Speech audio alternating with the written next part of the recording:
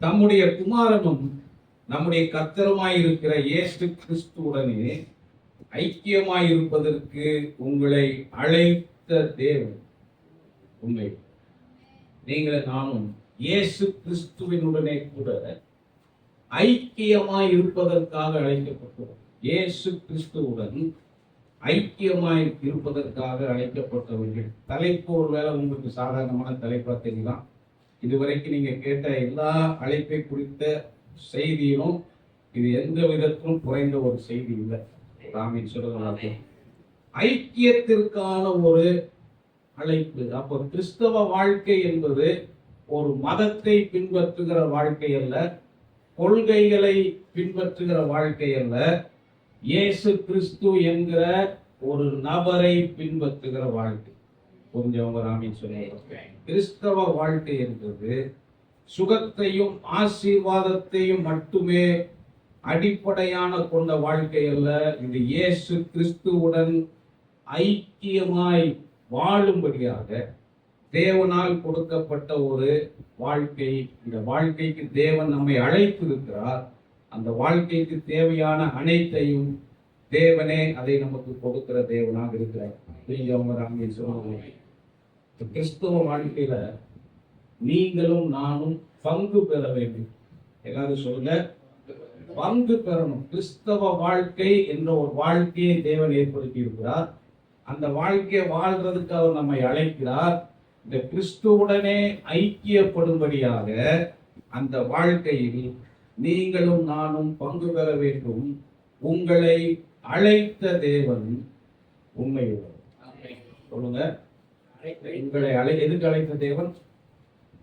இயேசுவுடனே ஐக்கியமாய் இருப்பதற்கு உங்களை அழைத்த தேவன் உண்மையுள்ளவர். அப்படின்னா என்ன தெரியுமா அர்த்தம்? நீங்களும் நானும் இயேசு கிறிஸ்துவுடன் ஐக்கியமாய் இருப்பது நம்முடைய பலத்தில் அது நிற்க போகிறதல்ல, அது தேவனுடைய பலத்தில் நிற்க போகிறது. இந்த இயேசுவோடு கடைசி வரைக்கும் உங்களை ஐக்கியமாய் வைப்பதற்கு, அந்த ஐக்கியத்தில் நிலைத்து நிற்க வைப்பதற்கு இந்த தேவன் உண்மையுள்ள தேவனாக இருக்கிறார். யோவான் 6ஆம் அதிகாரம் 44வது வசனத்தை ஒத்து வாசிப்போம். யோவான் 6:44. என்னை அனுப்பின பிதா ஒருவனை இழுத்துக் கொள்ளாவிட்டால் அவன் என்னிடத்தில் வரமாட்டான். கடைசி நாளில் நான் அவனை எழுப்புவேன். அழைப்பினால் அவர் என்ன செய்கிறார்? நம்மை இழுத்து, இந்த இயேசு கிறிஸ்துவினிடத்தில் நம்மை இழுத்து நம்மை ரட்சிக்கிற தேவன். இவர் என்ன செய்வாரா? கடைசி நாளில அந்த ரட்சிப்பை பூரணப்படுத்துவார். புரிஞ்சவங்க ராமின் சொல்லுங்க. இந்த வசனம் நமக்கு எது கற்றுக் கொடுக்கிறதுனா, அழைத்தவர் தேவன். அழைத்தவர் தேவன். யாரை இவர் அழைக்கிறார்னா, யாரை முதலில் தெரிந்தெடுத்திருக்கிறாரோ அவர்களை அழைக்கிறார். இன்னைக்கு உங்களையும் என்னையும் அவர் அழைச்சிருக்கிறார்னா, உலக தோற்றத்திற்கு முன்பதாக உங்களையும் என்னையும் அவர் தெரிந்தெடுத்திருக்கிறார். அழைப்பு என்பது தேவனால் தெரிந்தெடுக்கப்படுதல். அழைப்பு என்பது உடன்படிக்கையில் உறவு. மூன்றாவது அழைப்பு என்பது தேவ திட்டத்திற்காக நாம் பிரித்தெடுக்கப்படுதல். திரும்பவும் நான் உங்களுக்கு சொல்றேன், அழைப்பு என்பது தேவனால் நம்ம தெரிந்து கொள்ளப்பட்டவர்கள். இரண்டாவது, ஒரு உடன்படிக்கையின் உறவுக்கு அவர் நம்மை அழைக்கிறார். மூன்றாவது, தேவ நோக்கத்திற்காக அவர் என்ன செய்திருக்கிறார்? நம்மை பிரித்தெடுத்திருக்கிறார். ஆதியாகமம் 12ஆம் அதிகாரம் முதல் வசனத்துல ஒரு அழைப்பை ஆபிரகாமுக்கு கொடுக்கிறார் பாருங்க. கர்த்தர் ஆபிரகாமை நோக்கி, நீ உன் தேசத்தையும் உன் இனத்தையும் உன் தகப்பனுடைய வீட்டையும் விட்டு புறப்பட்டு நான் உனக்கு காண்பிக்கும் தேசத்துக்கு போ. இதைதான் நாம் அழைப்பு என்று சொல்லுகிறோம். இதே அழைப்பினாலே அவர் என்ன செய்திருக்கிறார்னா, இயேசு கிறிஸ்துவோடு நாம் ஐக்கியமாய் இருக்கும்படி நம்மை அழைத்திருக்கிறார். நல்லா கவனிங்க, அந்த அழைப்புல என்னெல்லாம் இருக்குன்னா, ஒரு தேசத்தை வாக்கு பண்ணுகிறார், ஆசீர்வாதத்தை வாக்கு பண்ணுகிறார், நல்ல ஒரு பெயரை வாக்கு பண்ணுகிறார். உன் பெயரை நான் என்ன செய்வேன்? பெருமைப்படுத்துவேன். பூமியில் உள்ள வம்சங்கள் எல்லாம் உனக்குள் ஆசீர்வதிக்கப்படும். தேவன் என்ன செய்கிறார்னா, இவர்களை யாத்திராகமம் 3ஆம் அதிகாரம் 10வது வசனத்துல பாருங்க, ஒவ்வொரு வாக்கு தத்தமும் இன்னொரு வாக்கு தத்தத்தோடு தொடர்புடையதாக இருக்கிறது. என் ஜனத்தை எகிப்திலிருந்து அழைத்து வரும்படி உன்னை பார்வோனிடத்துக்கு அனுப்புவேன் வா. பாருங்க, திரும்ப இன்னொரு அழைப்பு கொடுக்கப்படுகிறது. இதை எதை பேஸ் பண்ணதுன்னா, ஆபிரகாமை அழைத்த தேவன், அழைத்து ஒரு வாக்கு தத்தத்தை கொடுத்த தேவன், அதே வாக்கு தத்தத்தை நிறைவேற்றுகிறதற்காக இப்பொழுது மோசே என்ற ஒரு நபரை அழைக்கிறார். இப்ப இவங்க அழைத்து என்ன செய்ய போறாருன்னா, எகிப்து தேசத்திலிருந்து இவர்களை வெளியில கொண்டு வந்து கானான் என்கிற தேசத்துக்கு இவர்களை கொண்டு போய்விட்டு ஆபிரகாமுக்கு சொன்னதை இப்பொழுது நிறைவேற்ற போகிறார். நல்ல கவனிய, எல்லாமே அழைப்பு இருக்கிறது. எப்படி ஆபிரகாமை தேவன் அழைத்தாரோ, எப்படி மோசேயை தேவன் அழைத்தாரோ, அதுபோல இயேசு கிறிஸ்துவினோடு ஐக்கியமாய் இருப்பதற்கு அவர் நம்மையும் அழைத்திருக்கிறார். 1 கொரிந்தியர் 1:9 உங்களை அழைத்த தேவன் உண்மை உள்ளவர். இந்த கிறிஸ்துவுடனே நம்முடைய ஐக்கியத்தை அது பூரணப்படுவது அது நம்மை சார்ந்ததல்ல, நம்முடைய பலத்தை சார்ந்ததல்ல, அது தேவனுடைய உண்மையை சார்ந்தது. உண்மை உள்ளவர் அப்படிங்கிறதுக்கு 3 அர்த்தம் இருக்கிறது. நம்பிக்கைக்கு உரியவர் அர்த்தம், சார்ந்து கொள்ளக்கூடியவர் அர்த்தம், உடன்படிக்கையை காப்பவன் அர்த்தம். இவர் உங்களோட ஒரு உடன்படிக்கையை செஞ்சுட்டாருன்னா முடிவு வரைக்கும் அந்த உடன்படிக்கையை பாதுகாக்கிற தேவன். புரிஞ்சவங்க ஆமீன் சொல்லலாம். இப்போ உங்களுக்கு நான் எதை புரிய வைக்கிறேன்னா, ஐக்கியம் என்றால் என்ன, இதைதான் இன்னைக்கு நான் பிரதானமாய் பேச போகிறேன். அந்த ஐக்கியத்துல ஏற்கனவே இன்னொரு வார்த்தையை நான் உங்களுக்கு கற்றுக் கொடுத்திருக்கிறேன். உறவு என்ற ஒரு வார்த்தையை நான் கற்றுக் கொடுத்திருக்கிறேன். இன்றைக்கு அந்த அந்த காரியங்களுக்குண்டான விளக்கங்களை நம்ம பார்க்க போகிறோம். ஐக்கியம் என்றால் என்ன? ஐக்கியம் என்பது பகிர்ந்து கொள்ளுதல். ஐக்கியம்னா என்னது? பகிர்ந்து கொள்ளுதல், பங்கு பெறுதல். ஐக்கியம்னா கூடி வருதல், பங்காளராயிருத்தல், கூட்டாக இருத்தல். ஐக்கியம்னா என்னன்னா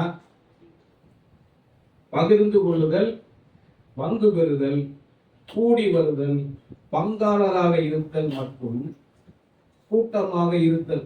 இந்த ஐக்கியத்துல இன்னொரு நிலையை நம்ம பார்க்க போகிறோம்.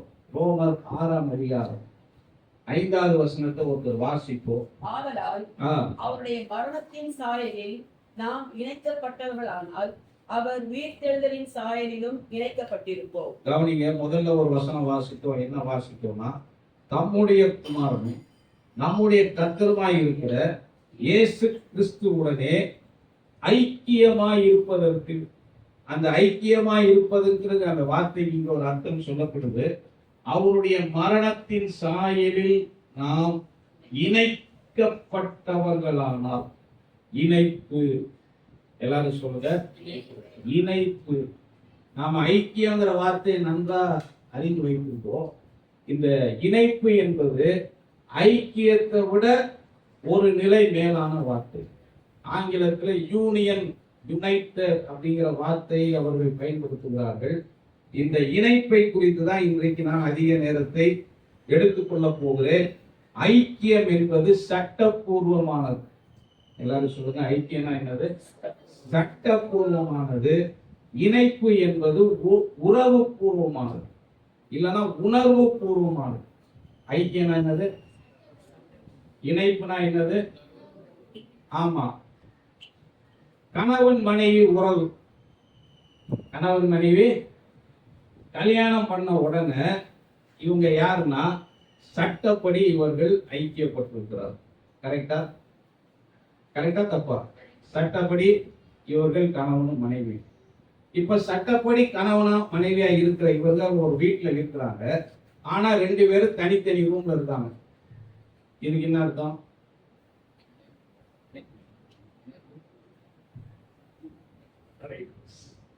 என்னது? தவிப்பா?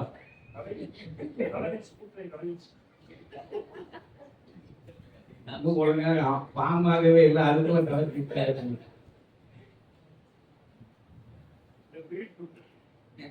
அப்போ உங்களுக்கு புரிஞ்சிருச்சா?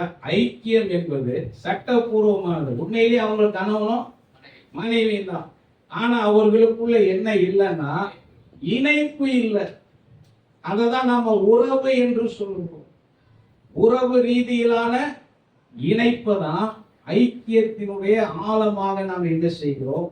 பார்க்கிறோம். இதுவரைக்கும் புரிஞ்சவங்க ராமேன்னு சொல்லுவாங்க. அப்ப இந்த இணைப்பை தான் வேதம் பல விதத்துல நமக்கு கற்றுக் கொடுக்குது. அது எந்தெந்த வார்த்தைகள்லாம் பயன்படுத்துது பாருங்க. கிறிஸ்துவுக்குள், திரும்ப திரும்ப நீங்க வாசிக்கிறீங்க, வேதத்துல என்ன வாசிக்கிறீங்க? இந்த கிறிஸ்துவுக்கு உள்ளதான் நாம் இணைப்பு என்று சொல்லுகிறோம். புரியுதா நான் சொல்றது உங்களுக்கு? கிறிஸ்து உடனே, கிறிஸ்துவுக்குள்ளுங்கிற வார்த்தை நிறைய பயன்படுத்தப்படுது. கிறிஸ்துவ உடனே அப்படிங்கிற வார்த்தை பயன்படுத்தப்படுது. கிறிஸ்துவில் நிலைத்திருத்தல், இன்னொரு வார்த்தை இருக்கு, கிறிஸ்து உங்களில் நிலைத்திருத்தல். இதெல்லாம் நம்ம என்னன்னு சொல்றோம்னா இணைப்பு என்று சொல்கிறோம். பெயர் கிறிஸ்தவர்களுக்கும் உண்மையாய் இயேசுவை பின்பற்றுகிறவர்களுக்கும் இதுதான் வித்தியாசம். ஐக்கியம் இருக்கா? இருக்கு. சட்டப்பூர்வமா அவங்க பிள்ளைகள் தான். ஆனா என்ன இல்ல? இணைப்பு இல்ல. அந்த உறவுல அநேகர் பலப்படுவதில்லை. இது நம்முடைய அடையாளத்தை, தன்மையின் அடையாளத்தை மாற்றுகிறது. நீங்க இயேசுவோடு இணைப்பில் இருக்கும் போது என்ன ஆயிடும்னா உங்கள் சாயல் மாற்றப்படுகிறது. நீங்க இயேசுவோட கனெக்ட் ஆயிட்டீங்கன்னு வச்சீங்களேன், இணைக்கப்பட்டுட்டீங்கன்னா அவர் மரித்ததை போல நாமும் பாவத்திற்கு மரிக்க வேண்டும். அவரோட நீங்க கனெக்ட் ஆயிட்டீங்கன்னா எப்படி அவர் உயிர் தெழுந்தாரோ அந்த சாயலிலும் நாம் என்ன செய்கிறோம்? இணைக்கப்படுகிறோம். பாவம் இல்லாத வாழ்க்கைக்கு நீங்களும் நானும் இணைக்கப்பட்டவர்கள். ஏன் எடையடைய போய் பாவத்தை செஞ்சிடறோம்னா எது சரியில்லை? இணைப்பு சரியில்லை. ஐக்கியம் இருக்கு. சட்டபூர்வமா அவர் தான் எனக்கு தகப்பன், சட்டபூர்வமா நான் அவருக்கு மகன். ஆனா அந்த இணைப்பு சரியா இல்லாததுனால, அந்த இளைய குமாரனை போல அவரை விட்டு தூர போகிறதுனால அந்த சாயலை நாம் இழக்கிறோம். அவருடைய பாதுகாப்பை நாம் இழக்கிறோம். அவருடைய பராமரிப்பை நாம் இழக்கிறோம். சுதந்திரவாளிங்கிற தன்மையை நாம் இழக்கிறோம். நல்லா கவனிங்க. தேவன் உடன்படிக்கையை குறிக்கிறது இல்லை. ஆனா அநேக நேரத்துல உடன்படிக்கையின் ஆசீர்வாதத்துக்கு நாம் தூரமாய் விடுகிறோம். ஏன் நம்முடைய வாழ்க்கையில பிரச்சனைகள் வருகிறது? ஏன் வாக்கு தத்துவத்திற்கு எதிராக நிறைய விஷயங்கள் நடக்குதுன்னா நாம உடன்படிக்கையின் உறவுல சரியா இல்லை. உடன்படிக்கையின் உறவுக்கு நாம் தூரமாய் இருக்கும் போது உடன்படிக்கையின் ஆசீர்வாதத்திற்கு நாம் தூரப்படுத்தப்படுகிறோம். நல்லா புரிந்து கொள்ளுங்க. நாம் இயேசுனுடைய மரணத்தில் இணைக்கப்பட்டோம். இயேசுனுடைய அடக்கத்தில் இணைக்கப்பட்டவர். இயேசுனுடைய உயிர்த்தெழுதலில் இணைக்கப்பட்டவர்கள். இயேசு கிறிஸ்துவோடு நாம் வாழ்க்கையில் இணைக்கப்பட்டோம். எபேசியர் 2:7 சொல்லுது, அவரோடு உங்களை என்ன செஞ்சிருக்கிறாரா? உன்னதங்கள்ல உட்கார வைத்திருக்கிறார். அப்போ நீங்க அவரோட இணைப்புல இருந்தீங்கன்னா இன்றைக்கு உங்கள் ஆவிக்குரிய நிலை என்னன்னா நீங்கள் உன்னதங்கள்ல உட்கார வைக்கப்பட்டீர்கள். இந்த இணைப்பு ஆவிக்குரிய இணைப்பு. இந்த இணைப்பை தான் நாம் ஆவிக்குரிய வாழ்க்கை என்று சொல்லுகிறோம். இதுக்கான உதாரணங்களை சொல்லி நான் முடிக்க போறேன். அவ்வளவுதான் நீ செய்வீங்க. முதல் உதாரணம் பவுல் கலாத்தியர் 2ஆம் அதிகாரம் 20வது வசனத்தை, கிறிஸ்துவுடனே சிலுவையில் அறையப்பட்டு, இதைதான் நம்ம என்னன்னு சொல்றோம்னா இணைப்பு என்று சொல்லுவோம். கொஞ்சம் ஒரு ஆமீன் சொல்லுங்க. அப்ப இவர் சிலுவையில் என்ன செய்யப்பட்டாரு? அறையப்பட்டுட்டாரு. ஆயினும் பிழைத்திருக்கிறேன். எப்படி பிழைத்திருக்கிறாரா? கிறிஸ்து எனக்குள் பிழைத்திருக்கிறார். எப்படி இயேசு சிலுவையில் அறையப்பட்டார் அது போல என்ன செஞ்சாச்சு? பவுலும் சிலுவையில் அறையப்பட்டாச்சு. அப்படின்னா என்ன அர்த்தம்னா பழைய வாழ்க்கை முடிவுக்கு வந்தது. பரிசேயன் சிலுவையில் அறையப்பட்டான். சபையை துன்பப்படுத்துகிறவன் சிலுவையில் அறையப்பட்டான். இயேசுவுக்கு எதிராக செயல்படுகிறவன் சிலுவையில் அறையப்பட்டான். நியாய பிரமாணத்தின் நீதியை தேடினவன் சிலுவையில் என்ன செஞ்சிட்டான்? அறையப்பட்டான். பரிசேயன் சிலுவையில் அறையப்பட்டான்.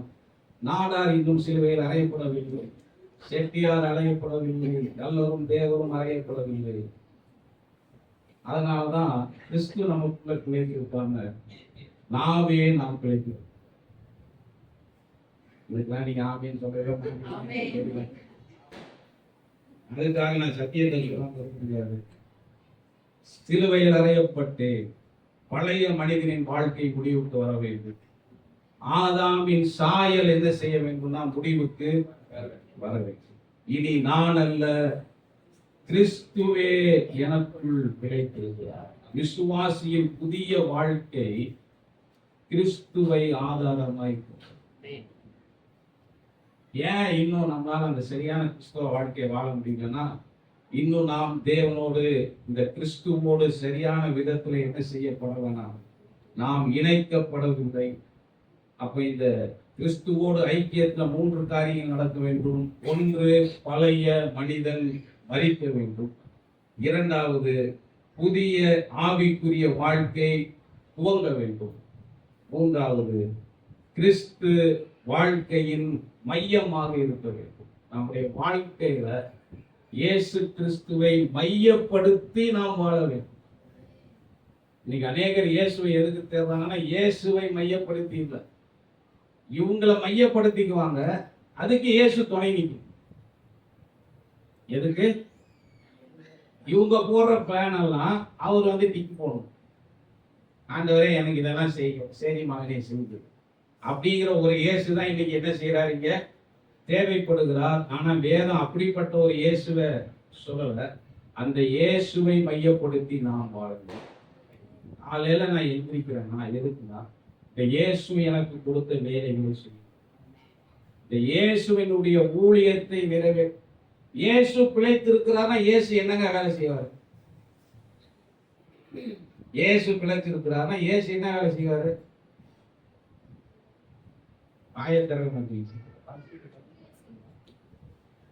அவர் எருசலேம்ல கடைசியா எந்த இடத்துல ஊழியத்தை விட்டாரோ அதை நம்முடைய சரீரத்தில் நிறைவேற்ற அவர் விருப்பப்படுவார். அப்போ அவர் அங்க எதை விட்டாரோ அதை 2026 மதுரையில நம்ம மூலமாய் செய்யும்படியாக அவர் நமக்குள் பிழைக்கிறார். அதனாலதான் பவுல் சொல்றார், என்னை பலப்படுத்துகிற கிறிஸ்துவினாலே எல்லாவற்றையும் செய்ய எனக்கு. ஏன்னா இவர் மறிச்சிட்டாரு, இனி இயேசுதான் என்ன செய்கிறார், இவரை பலப்படுத்துகிறார். உதாரணம் 2, மத்தேயு எழுதின சுவிசேஷம் 4ஆம் அதிகாரம் 18 22 வரைக்கும் இயேசு கிறிஸ்துவோடு இருந்த 12 சீஷர்கள்ல ஒரு 4 சீஷர்கள் அழைக்கப்படுகிற சம்பவம் அங்க எழுதப்பட்டிருக்கிறது. அவர் என்ன சொல்றாருன்னா, என் பின்னே வாருங்கள், உங்களை மனுஷரை பிடிக்கிறவர்களாக்குவேன் என்றார். அப்போ அவர்கள் இந்த அழைப்பை கேட்ட உடனே அங்க என்ன நடந்துச்சுன்னா, வலைகளை கீழே போட்டார். அப்ப அழைப்பு வந்தது, உடனடியாக பழைய வாழ்க்கை மாறியது.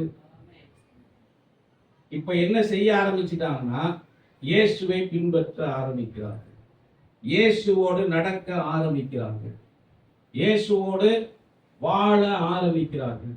இயேசுவோடு இருந்து அவருடைய பாடங்களை என்ன செய்யறாங்கன்னா, அவர்கள் கற்றுக்கொள்ளுகிறதற்கு ஆரம்பிக்கிறார்கள்.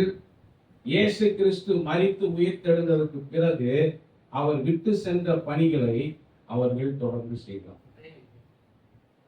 அந்த தொடர்ச்சி உங்களுக்கு புரியுதா? என் பின்னே வாருங்கள், நான் உங்களை கிடைக்கிறவர்களாகவே அழைச்சிட்டார்ல. உடனே பாருங்க, அவங்க லைஃப் ஸ்டைல் அப்பவே மாறுது. அவங்க வாழ்க்கையை உடனடியாக அவர்கள் என்ன செய்கிறார்கள்னா மாற்றிக்கொள்ளுகிறார்கள். பழைய வாழ்க்கை முடிவுக்கு வராமல் இந்த கிறிஸ்தவ வாழ்க்கையை உங்களால் வாழ முடியாது. இதைதான் நம்ம என்ன சொல்றோம்னா, இணைக்கப்படுவது. கிறிஸ்தவ வாழ்க்கையில பாடங்களை கத்துக்கிறது மாத்திரம் இல்ல, சத்தியங்களை கத்துக்கிறது மாத்திரம் இல்ல, அவருடைய அந்த கிறிஸ்துவை பின்பற்றி அவர் விட்டு சென்ற வேலைகளை தொடர்ந்து செய்கிறது தான் கிறிஸ்தவ வாழ்க்கை. நாம் மரித்து இந்த சரீரத்தில் இயேசு வாழ்கிறதற்கு நாம் என்ன செய்ய வேண்டும்னா, நாம் இடம் கொடுக்க வேண்டும். 3வது உதாரணம், லூக்கா எழுதின சுவிசேஷம் 10ஆம் அதிகாரம் 38 42 வரைக்கும் ஒரு வேத பகுதி இருக்கு. அதனால வாசிங்க. பின்பு அவர்கள் பங்கை தெரிந்து கொண்டார். எது நல்ல பங்குனா, இயேசுவின் பாதத்து அருகில் உட்கார்ந்து அவர் பேசுறதை கேட்கறதா நல்ல பங்கு. அவன் எதை தெரிந்து கொண்டாருன்னா, இயேசு கிறிஸ்து பேசுவதை கேட்பதை தெரிந்து கொண்டார். கவனிங்க, 2 பேருமே வேலை செஞ்சாங்க. அப்ப 2 பேரும் என்ன செஞ்சிருக்காங்கன்னா இயேசு கிறிஸ்துவுக்கு பணிவிடை செய்திருக்கிறார். மார்த்தாள் கடைசி வரைக்கும் பணிவிடையிலே நின்றான். இவன் என்ன செஞ்சிட்டான்னா செய்ய வேண்டிய வேலையை செஞ்சுட்டு இயேசுவின் பாதத்தில் வந்து உட்கார்ந்து. நல்லா கவனிங்க, பணிவிடையை தொடர்ந்து செய்த ஆள் கொஞ்ச நேரத்தில் சோர்வடைந்தது. பணிவிடையை மட்டுமே நீங்க செஞ்சுட்டு இருந்தீங்கன்னா ஒரு கட்டத்துக்கு மேல உங்களுக்கு என்ன வந்துடும்னா ஒரு வருத்தம் வந்துடும். யாரு மேல வருத்தம் வருதுன்னா இயேசு மேலேயே வருத்தம் வந்துடும். பணிவிடை யாருக்கு? இயேசுக்கு தான் பணிவிடை. இப்ப யாருக்கு மேலேயே வருத்தம் வந்துருச்சு? ஐயா, ஒரு எல்லைக்கு மேல நீங்க பணிவிடையில போனீங்கன்னா அப்படிதான் ஆயிடும். மரியாதை போல எப்பொழுது பணிவிடை செய்ய வேண்டுமோ அப்பொழுது நம்ம பணிவிடையை செய்யணும். மரியாதை போல எப்போ இயேசுவின் பாதத்திற்கு வர வேண்டுமோ அப்பொழுது நாம் இயேசுவின் பாதத்திற்கு வந்து விட வேண்டும். மரியாதை அப்ப எதை தெரிந்து கொண்டாங்கன்னா இயேசுவோடு இணைக்கப்படுவதை அவளுக்கு, இயேசுவின் ஐக்கியத்தை அவள் தெரிந்து கொண்டால். நல்லா கவனிங்க, இந்த ஐக்கியம் தான் என்ன செய்கிறதுனா தொடர்ந்து இயேசுவுக்காக வாழும்படியாக நமக்குள் பலனை உண்டு கொள்ளுகிறார். இந்த இயேசுவில் இருக்கிற ஐக்கியம் தான் கடைசி வரைக்கும் கிறிஸ்தவ வாழ்க்கையை வாழ நம்மை பலப்படுத்துகிறது. 4வது ஒரு உதாரணம் உங்களுக்கு சொல்றேன். யோவான் எழுதின சுவிசேஷம் 13ஆம் அதிகாரம் 23வது வசனம். அந்த சமயத்தில் அவருடைய சீசரில் இயேசுவுக்கு அன்பானவனாய் இருந்த ஒருவன் இயேசுவின் மார்பிலே சாய்ந்து கொண்டிருந்தான். இயேசுவின் மார்பில், சீசரில் இயேசுவுக்கு அன்பாயிருந்த ஒருவன் இயேசுவின் மார்பில் சாய்ந்து கொண்டிருந்தான். இந்த இடத்துல இணைப்பு நமக்கு என்ன செய்யுதுன்னா பிரத்யட்சமாய் தெரியும். புரிஞ்சவங்க ஆமீன் சொல்றாங்க. 12 சீசர்கள் இருக்கிறாங்க. எவ்வளவு பேரால தான் ஒரு மார்பில் சாய முடியுது? அப்ப மீதி 11 எல்லாரும் ஐக்கியத்துல தான் இருந்தாங்க. அங்க நடக்கிறது ஐக்கிய விருந்து. அங்க நடக்கிறது ஐக்கிய விருந்து தான் என்ன செய்யுது?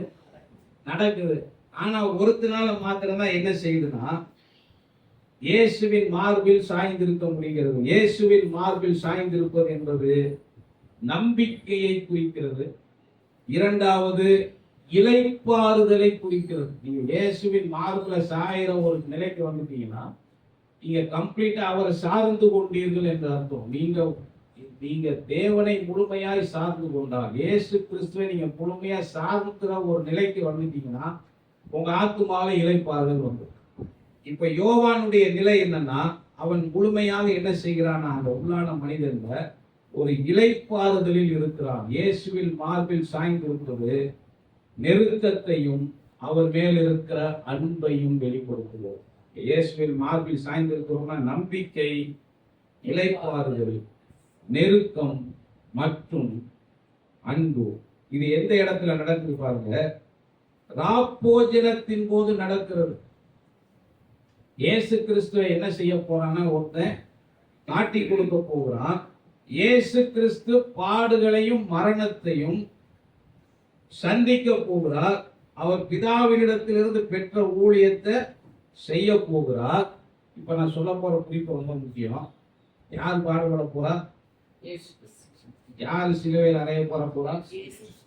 ஆனா அவர் சீசர்களை அதற்கு பலப்படுத்துகிறார்.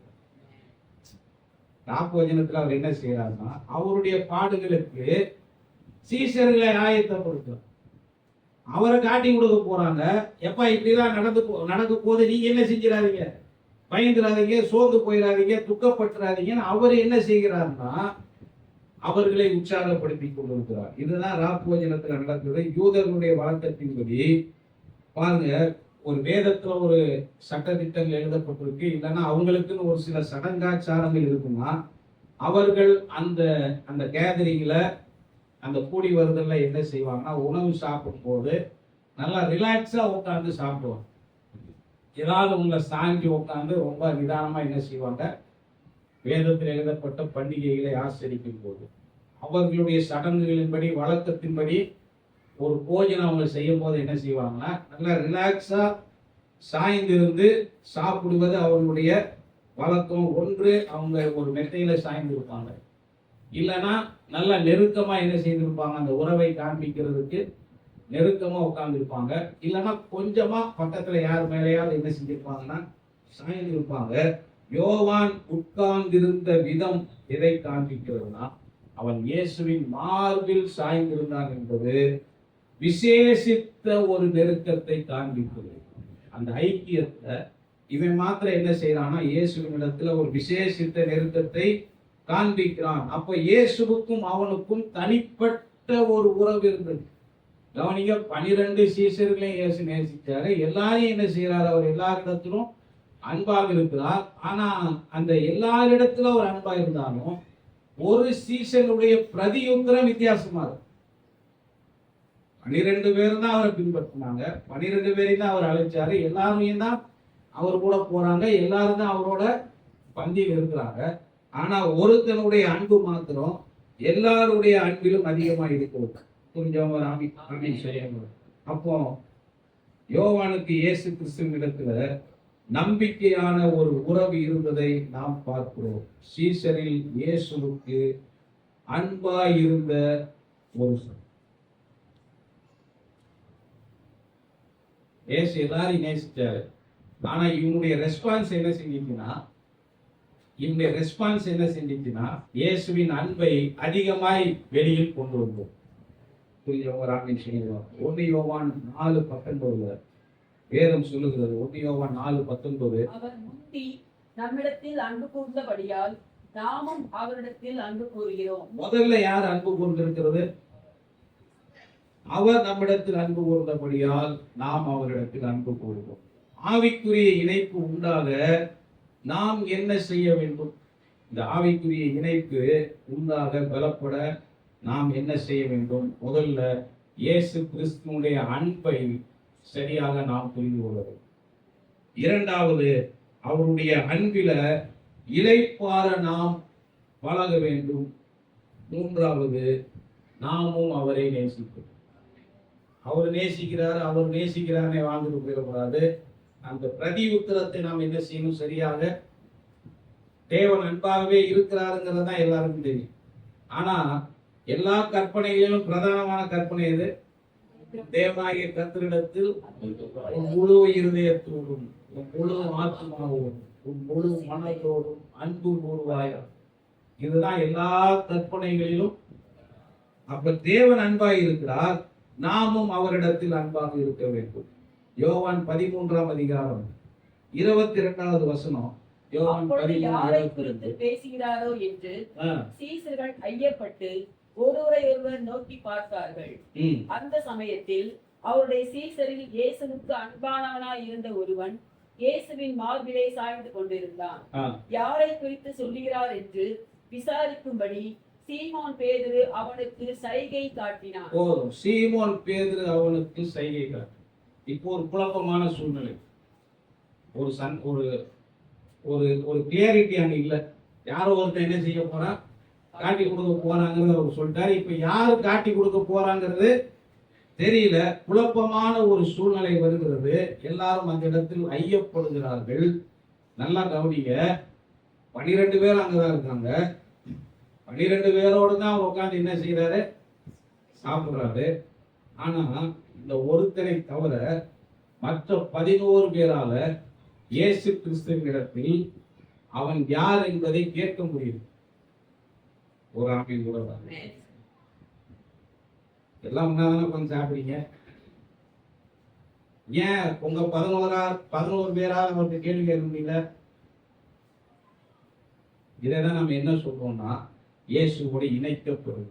ஐயா, ஐக்கியம் என்பது இணைக்கப்படுதல் என்பது வேறு. இந்த இடத்துல ஒரு வெளிப்பாடு உங்களுக்கு கிடைக்கணும்னா, ஐக்கியத்தில் இருந்தா எல்லா வெளிப்பாடும் கிடைக்காது. ஆனா இணைப்பில் இருந்தால் நீங்கள் வெளிப்பாடு கிடைக்கும். இதுவரை சொல்லுங்க. அப்போ குழப்பமான நேரங்கள்ல, கலக்கமான நேரங்கள்ல இயேசு கிறிஸ்துவோடு இணைப்பில் இருப்பது நமக்கு பாதுகாப்பையும் சமாதானத்தையும் உறுதித்தன்மையையும் மீண்டு வருவோம் என்ற நிச்சயத்தை கொடுக்கிறது. மற்றவர்களுக்கு இருந்த கலப்பணம் யோவானுக்கு இல்லை. புரிஞ்சவங்க ஆமென் சொல்லுங்க.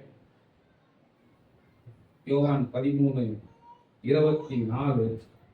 யாரை குறித்து சொல்லுகிறார் என்று விசாரிக்கும்படி சீமோன் பேதுரு அவனுக்கு சைகை காட்டினான். கவனிங்க, அன்பாய் இருந்தவன் இயேசுவோடு இணைக்கப்பட்டவன்.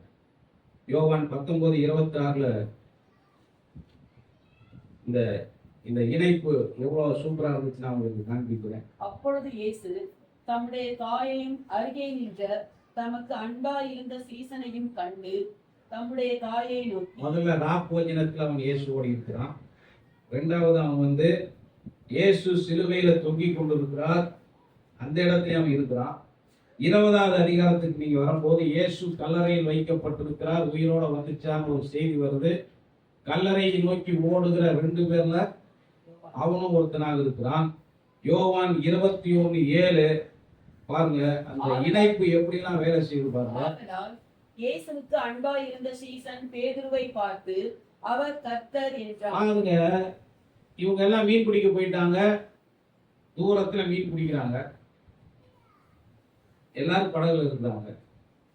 கரையில நிக்கிறது யாருன்னு யாருக்குமே தெரியல. ஆனா யோவான் தூரத்துல இருந்தே சொல்றான் அவர் கர்த்தர். ஏன் படகுல இருந்த மற்றவங்களால கண்டுபிடிக்க முடியல? அததான் நம்ம என்ன சொல்றோம்னா, ஐக்கியம் பத்தாது, இந்த இயேசுவோடு நீங்கள் நான் என்ன செய்ய வேண்டும்? இணைக்கப்பட வேண்டும். யோவான் 10:27 இயேசு சொல்றாரு, என் ஆடுகள் என் சத்தத்துக்கு செவி கொடுக்கும், என் ஆடுகள் என் சத்தத்தை அறியும். ஏன் மற்றவங்களால இயேசு கிறிஸ்துவனுடைய சத்தத்தை இவர் இயேசுன்னு கண்டுபிடிக்க முடியலாம்? அவர்கள் இயேசுவை பின்பற்றின விதம் வேற, யோவான் இயேசுவை பின்பற்றின விதம் வேற. இதுவரை புரிஞ்சவங்க ஆமென் சொல்லுங்க. அப்ப இணைப்பு என்பது படிக்க வேண்டிய பாடம் அல்ல, வாழ்க்கையில் நாம் அனுபவமாக்கி கொள்ள வேண்டிய ஒரு வாழ்க்கை. சீசர்கள 12 பேர் இருக்காங்க. யோவான் என்று ஒருத்தன் இருக்கிறான், யூதாஸ் என்று ஒருத்தன் இருக்கிறான்.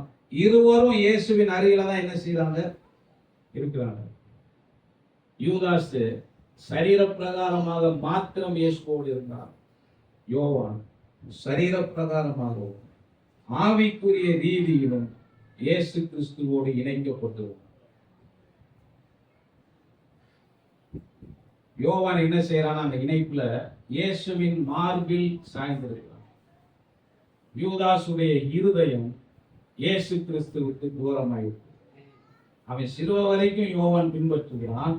ஆனா இந்த யூதாஸ் என்ன செய்யறான்னா, இயேசு கிறிஸ்துவை காட்டி கொடுக்கிறான். அப்போ கவனிங்க, இயேசு எல்லாருக்கும் தான் அன்பா இருந்தாரு. யோவான் சரியாய் அந்த அன்புக்கு பிரதியுத்தரத்தை செய்தான். யூதாசோ தன்னுடைய இருதயத்தை கடினப்படுத்தி.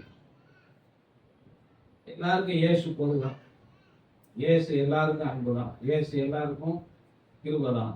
நாம் இந்த இயேசுவை எப்படி பார்க்கிறோம்? அவருடைய அன்பை நாம் எப்படி பார்க்கிறோம்? அவருடைய கிருபையை நாம் எப்படி பார்க்கிறோம்? அவர் நமக்கு சம்பாதித்து கொடுத்தவைகளை நாம் எப்படி பயன்படுத்திக் கொள்கிறோம்? அப்படிங்கிறதுதான் ஒருவருக்கு ஒருவர் வித்தியாசப்படுவோம். திரும்பவும் கவனிங்க, தேவன் கொடுத்ததுல யாருக்குமே வித்தியாசம் இல்லை.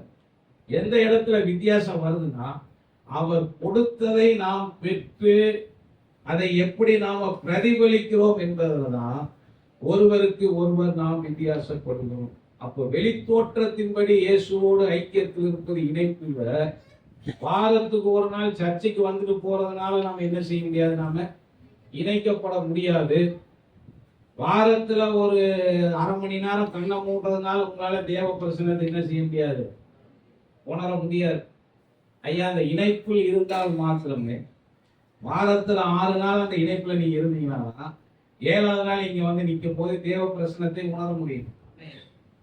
நீங்க அந்த இணைப்புக்குள்ளேயே வரலன்னா, இங்க நான் மாத்திரம் தனியா ஆராதிக்க வேண்டியதுதான். நீங்க அப்படியே கல்வை மேய்ஞ்சி பனி மேய்ஞ்சி அப்படியே இந்த மாடு மேய போகும் பாருங்க, அப்படியே மேய்ஞ்சி இந்த 2 மணி நேரம் என்ன செய்யாதுன்னு உங்க மனசு இங்கேயே உட்கார்ந்து இருக்காது. 1 மணிக்கு நீங்க வைக்க போற குழம்புக்கு இப்பவே உப்பு போட்டுருக்கீங்க. நீங்க சிரிக்கும் போதே தெரியுது எவ்வளவு பேர் மைண்ட்ல மீன் வெந்துக்கிட்டு இருக்கோம்.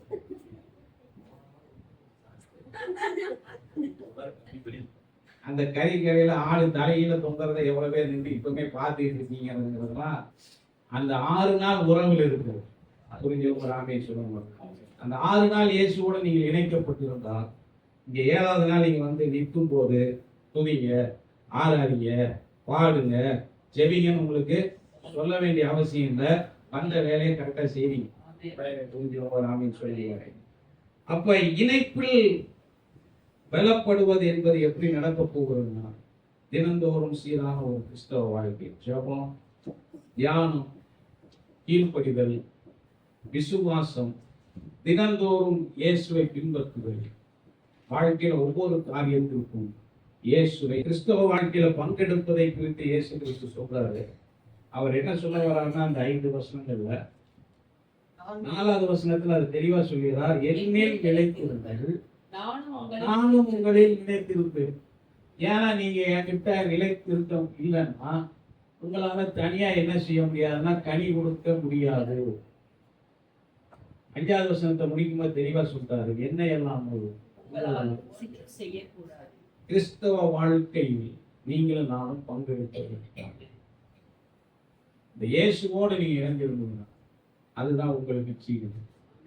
ஏன் தேவன் வந்து இயேசுவில ஐக்கியப்படுங்கன்னு சொல்றாருன்னா, தேவன் என்ன செஞ்சிட்டாருன்னா உங்களுக்கு தேவையான எல்லாத்தையும் இயேசுவில் வைத்துது.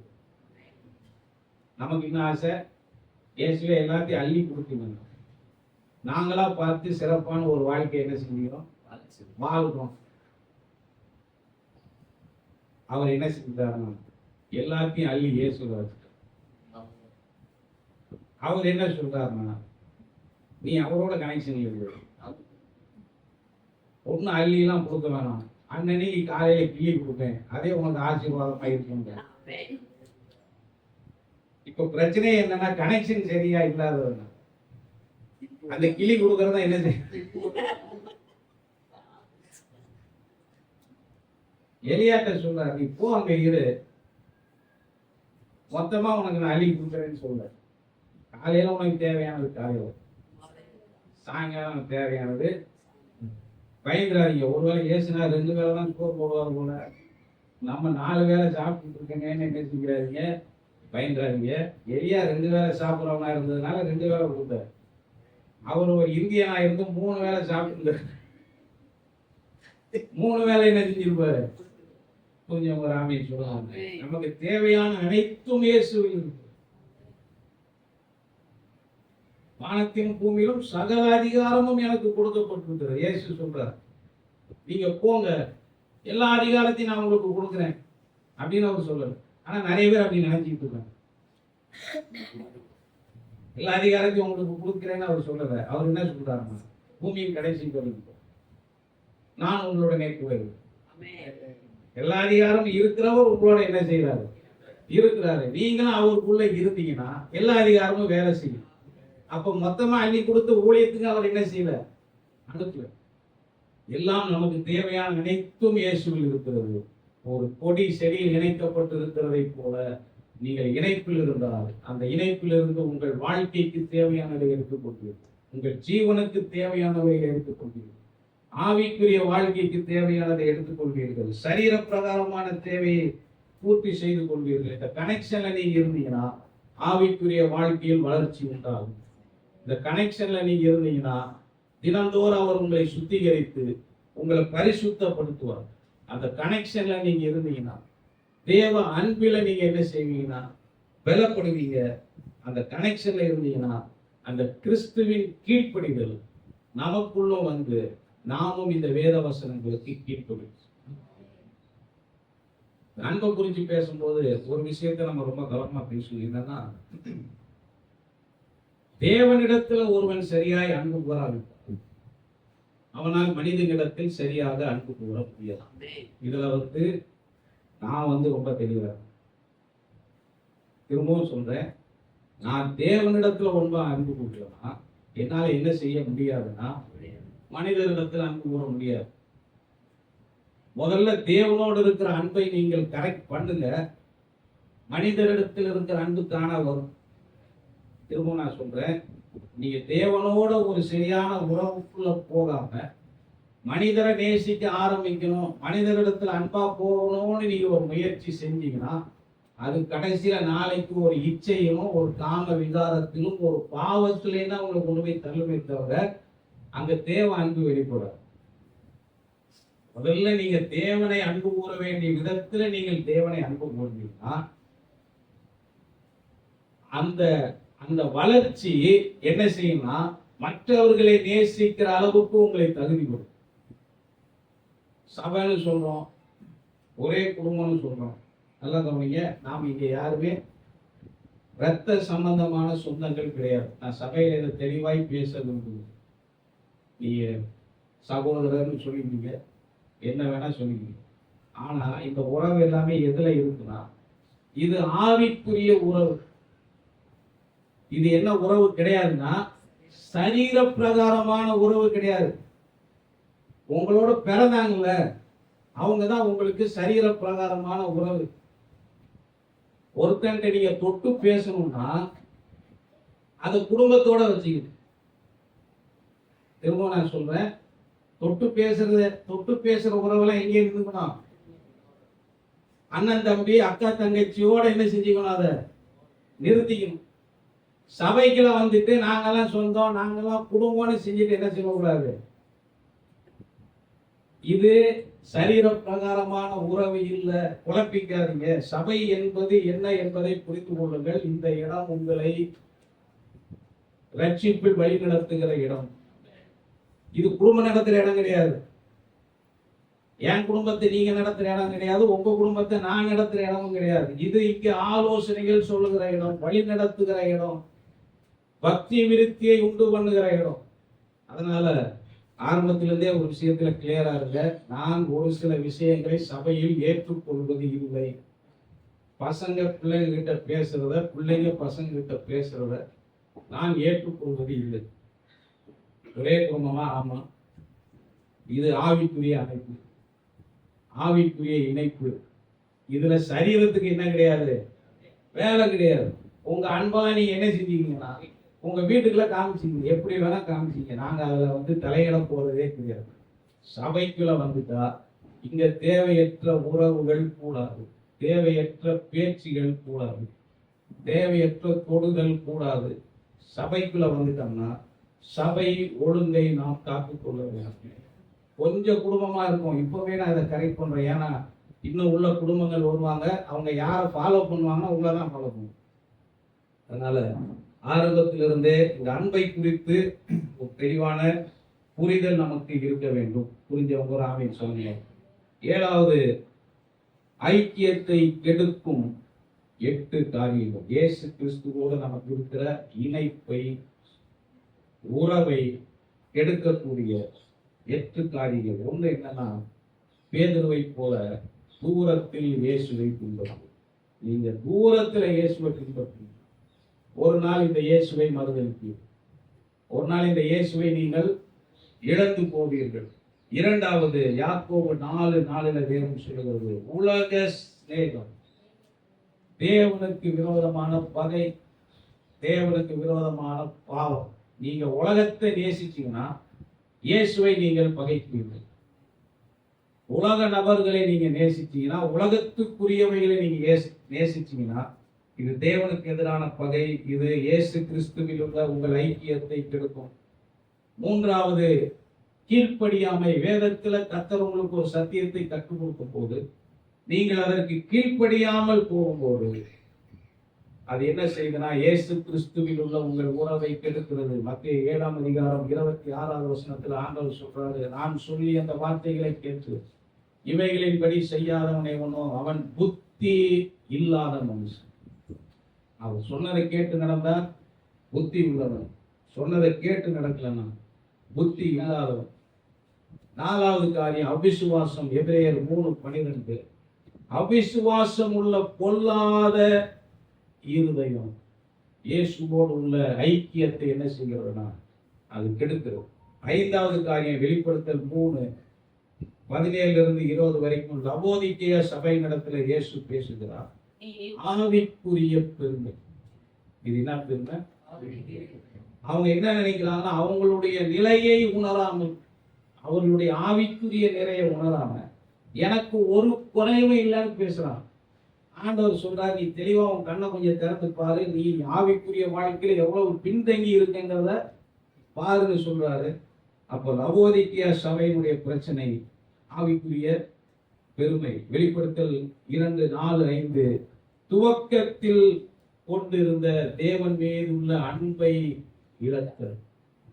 ஆரம்பிக்கும் போது ஒரு அன்பு இயேசு மேல உங்களுக்கு இருந்துச்சுல, அது போக போக வளரணுமே தவிர ஒரு நாள் என்ன செஞ்சிடக்கூடாது.